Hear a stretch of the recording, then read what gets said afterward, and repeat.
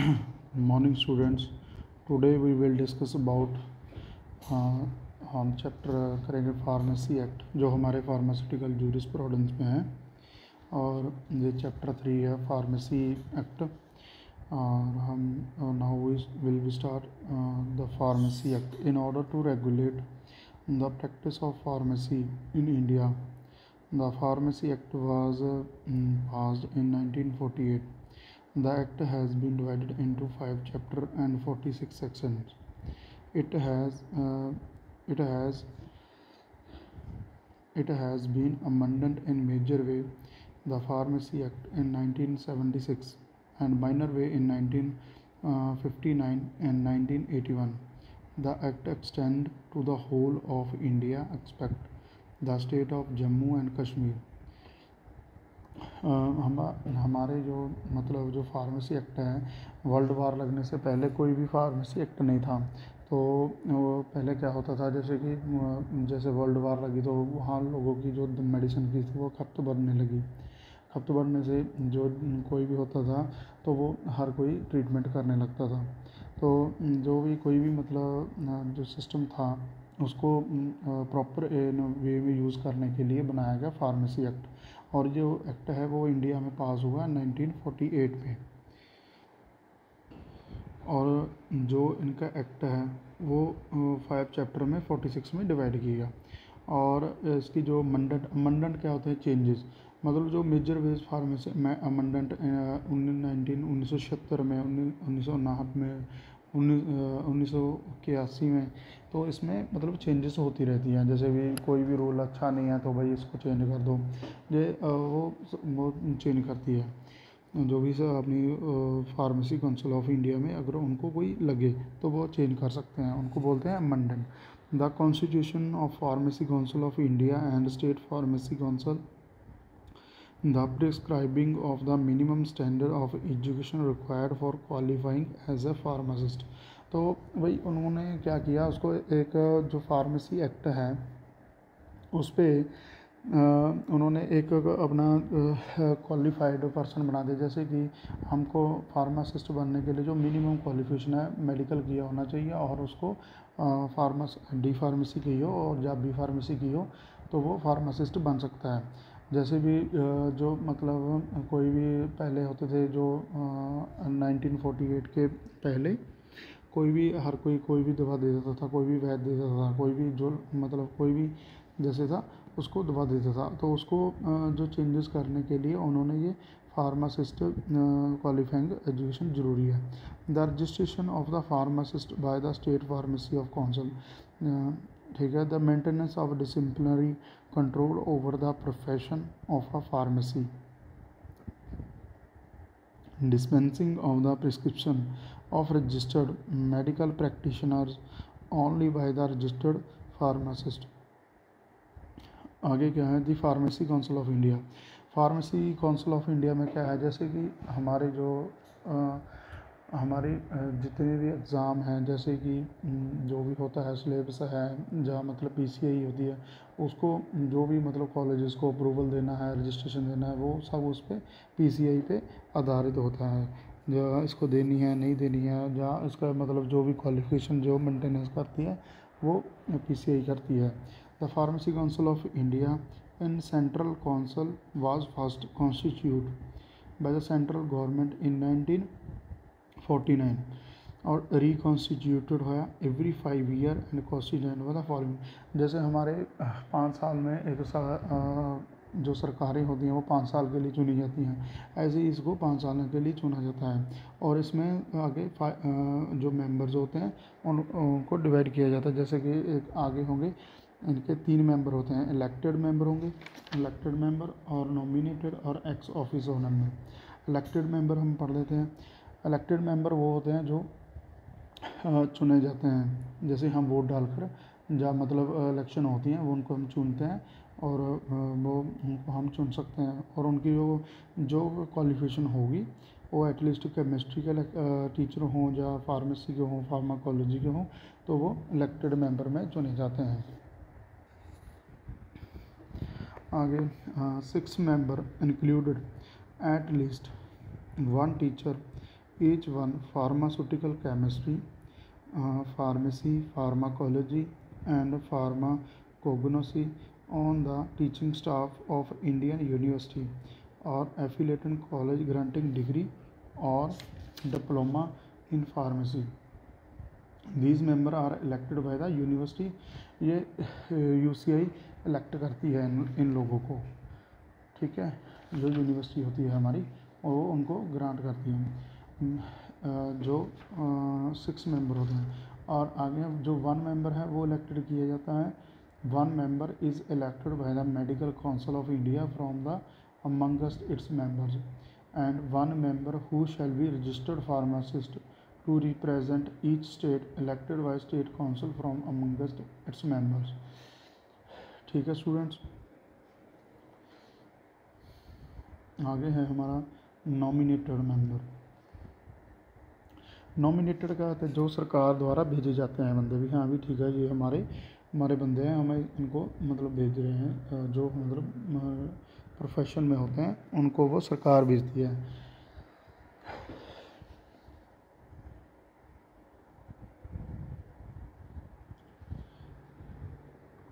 6 members included at least 4 persons presenting degree or diploma in pharmacy or engaged in the practice of pharmacy, pharmaceutical chemistry or nominated by the central government।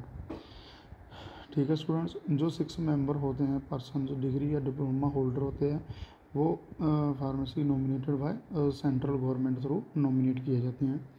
A representative each of University Grant Commission and All India Council for Technical Education, 1 registered pharmacist to represent each state or nominated by the state government UT administration। जो nomination किए जाते हैं वो central government और जो state द्वारा दिए जाते हैं जिनकी वो सरकार होती है। आगे है हमारा x officio member. X officio member में हमारे जो the director general of health service जो रिटायर्ड हो जाते हैं, जैसे मतलब जो मतलब काफ़ी बिग अफसर होते हैं जिनको जो मतलब डायरेक्टर होते हैं जनरल हेल्थ सर्विस के हो गए, सेंट्रल ड्रग लेबोरेटरी के हो गए, ड्रग कंट्रोल ऑफ इंडिया के हो गए, जो रिटायर्ड हुए होते हैं कि उनको वो भी इसमें चुने जाते हैं। द डायरेक्टर ऑफ जनरल और health service, the director of central drug laboratory, the drug control of India. The pharmacy council of India is deemed to be a cooperative body having perpetual succession and common seal। It is empowered to acquire and hold both movable and immovable property। The member of Pharmacy Council of India elect and president and vice president amongst themselves। They hold office for 5 years। They are eligible for re-election। Any nominated and elected member shall hold office for the term of 5 years from the date of his nomination or election or until his successor has been duly nominated or elected, whichever is earlier। Nominated or elected member can resign from the membership at any time by writing to the president। जो nominated और elected member होते हैं तो कभी भी resign दे सकते हैं membership से रिटर्न में दे के प्रेसिडेंट को। ए नॉमिनेटेड और elected member is deem to have vacated his seat if he absents himself from the 3 consecutive meetings of the council without giving sufficient reason to the satisfaction of the council। जो भी इसको मतलब जो leave लिया वगैरह उसको में लेनी है तो उसको सफिशेंट रीज़न देके वो सेटिस्फाई हो सके काउंसिल तो उसको दे सकते हैं। X officio member the director general of health service and the director of central drug laboratory can authorised a person each in writing to attend the meeting if he is unable to attend the meeting himself। The members nominated by the UGC or MCI or SPS shall CS to the member of PCI in case they are no longer members of the teaching staff in university or college of the MCI or have ceased to registered pharmacist in the state respectively. The casual vacancy is filled either in nomination or election as the case may be. The person nominated or elected shall hold the office for the remaining period. The council appoint a registrar who act in the secretary to the PCI if he needed to a treasurer also. It can appoint officers and servants necessary to carry out its functions.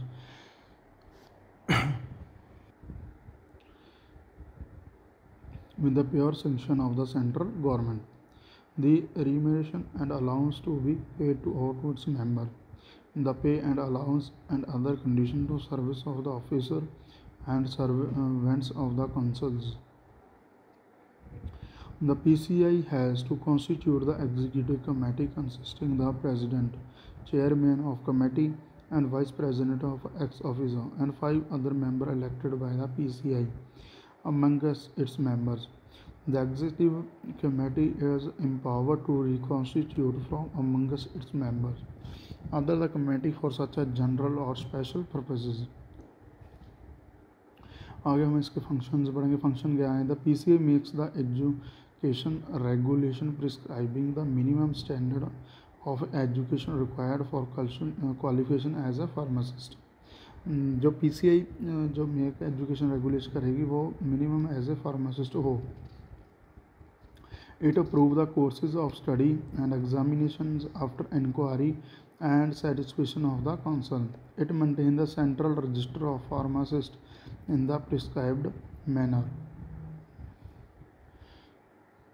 The executive committee appoint the inspectors to inspect any institution which provide an approved courses of study, to attend an approved examination and report about the standard of the examinations. आगे हम discuss करेंगे इसकी study जो मतलब जो education regulations जो PCI में जो मतलब क्वालिफिकेशंस हैं वो क्या क्या चाहिए. Let's we start now. The pharmacy council of India में make a regulation called as education regulation with the approval of central government. It prescribes the minimum standard of education required for the qualification as a pharmacist. Amendments next we will start now. Amendment changes होती हैं to the educations and regulations are first circulated to the state government for their comments. If any comment is received within 3 months, that is taken into account before making a recommendation to the central government. After it is approved by the central government, it is published on the official gazette. The education regulation prescribed as follow. Minimum qualification for admission to the course, the nature and period of study and practical training in a recognized hospital or institution for the completion of diploma pharmacy in courses. ठीक है students, जो minimum qualification है वो diploma in pharmacy है pharmacist के लिए. वो एक रिकॉग्नाइज्ड हॉस्पिटल या इंस्टीट्यूशन में जो हेल्थ रिगार्डिंग है वहाँ उसकी ट्रेनिंग और प्रैक्टिकल ट्रेनिंग है होगी और completion of diploma in pharmacy जो PCI से अप्रूव होगा वो आपके पास होना चाहिए. The equipment and facility to provide for students undertaking approval courses of studies. Equipment and facility to be provided students undertaking approved courses of the study. The subject of examination and standards they are in to be attained. Condition to be fulfilled by the institutions for giving practical training to the students. Condition to be fulfilled by the authorities holding the approved examination. Eligibility for appearing at the part 1, part 2, part 3 examinations. जो मतलब जो हमने वो courses वगैरह करेंगे वो तो उसमें एलिजिबल होना चाहिए, अपीयर किए हों कोर्सेज पार्ट 1, पार्ट 2, पार्ट 3 में एग्ज़ाम में. Any other condition of admission of exam. The executive committee of PCI is required to report from time to time regarding the efficacy of the education regulation and recommend such amendment as it may think it. Application of educational regulation to states. Applications क्या हैं? After the constitution of State Pharmacy Council, the state government in consultation to the State Pharmacy Council by notification in the official gazette declare that the educational regulation shall take effect in the state. Where no such declaration is made, the educational regulation shall take effect on the expiry of 3 years from the date of constitution of the State Pharmacy Council. Approved courses of study and examination. Any authority or institution conducting a course of study for a pharmacist may apply to the PCI for approval of the courses and exam. The council then report to its inspector for preliminary inspection. The inspector of institutions whether in the institution has a minimum facilities for running the courses, holding examination into conformity with the education regulation or not. The inspector may attend an examination to judge its standards. The inspector submit their report and recommendation to the PCI on the basis of which course examination is or not approved. The approval is essential to qualify for registration as a pharmacist under the Act. ठीक है students, कोई confusion हो तो मुझसे बात कर सकते हो आप, कोई भी बात नहीं. जो किसी को भी कुछ पूछना हो तो आप मुझसे टॉक कर सकते हो, कोई बात नहीं है. When the executive committee report to the PCI that an approved courses of study or an approved examination is not in conformity with educational regulation. The PCI give notice to the concerned institution to withdraw of approval. The said authority within 3 months from the date of such a notice should be complete all the deficiencies and apply to the PCI through the state government. If the PCI find that facilities are in conformity with the education regulation, course study examination in approved, otherwise if it is not. मतलब जो colleges हैं, institutions हैं, अगर उनमें कोई deficiency लग रही है तो पीसीआई उनको मतलब रद्द कर सकता है, विड्रॉ कर सकता है. और अगर उनको मतलब कोई डेफिशिएंसी नहीं लग रही है और कॉलेज में फुलफिल है रिक्वायरमेंट्स, इक्विपमेंट, बिल्डिंग वगैरह, जो भी स्टाफ वगैरह, जो भी प्रॉपर मेंटेनेंस है, तो कोई दिक्कत नहीं है, तो उसको इंस्टीट्यूट को वो अप्रूव करता है पीसीआई. और जो जितना भी सारा है अप्रूवल का वो पीसीआई ही करता है, जो स्टेट गवर्नमेंट के थ्रू होता है. ठीक है स्टूडेंट, आगे है हमारा approval of other qualification. PCI में approve any foreign qualification for the registration under the pharmacy in the under following circumstances. If sufficient guarantee of the skill and knowledge is afforded, it may declare that any foreign qualification will be demand to and approved only when granted after or before specified date. ठीक है, it can approve when the country or state from which such a qualification has been obtained permit the citizen of India to practice of as a pharmacist.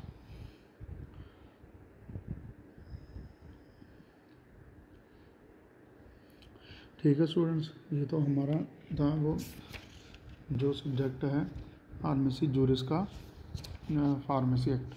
आप इसको thoroughly read कर लेना. आगे जो next wise chapter होगा इसमें topic होगा, हम उसको डिस्कस करेंगे। जो जो था वो आप इसको प्रॉपरली थॉरली रीड कर लेना। पीसीआई की जो होता है, जो फार्मेसी एक्ट में डिप्लोमा फार्मेसी का चाहिए। ठीक है स्टूडेंट्स। बाकी जो फार्मेसी काउंसिल इंडिया में इलेक्टेड मेंबर हैं, नॉमिनेटेड हैं, एक्सक्लूसिव मेंबर हैं, को इलेक्ट किए जाते हैं through PCI council of India. ठीक, okay, bye students, good night.